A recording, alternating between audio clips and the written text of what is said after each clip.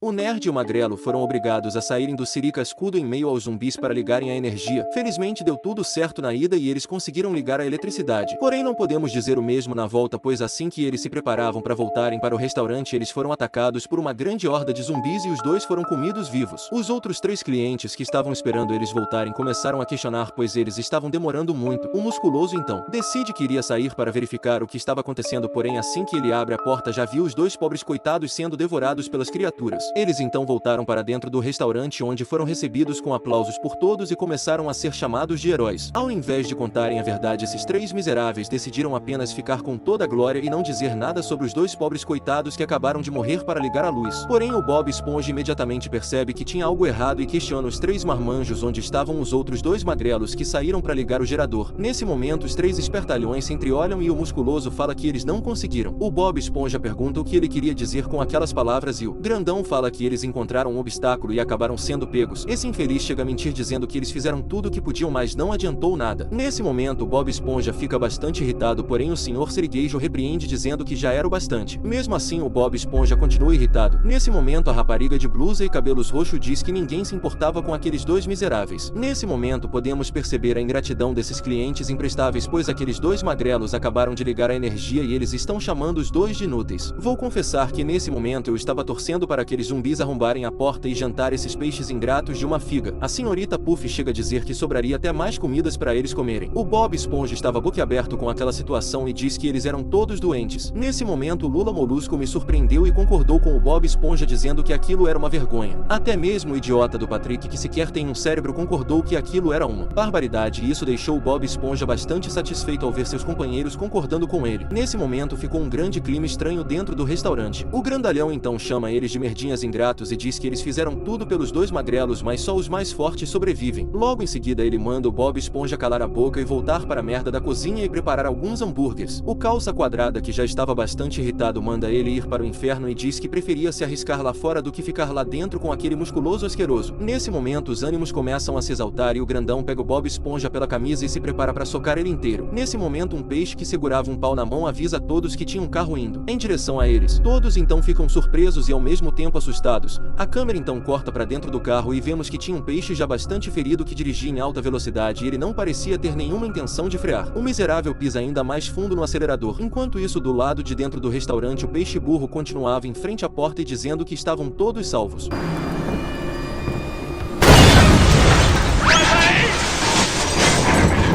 Infelizmente o carro acabou arrombando a porta, além de deixar o caminho completamente livre para os zumbis entrarem.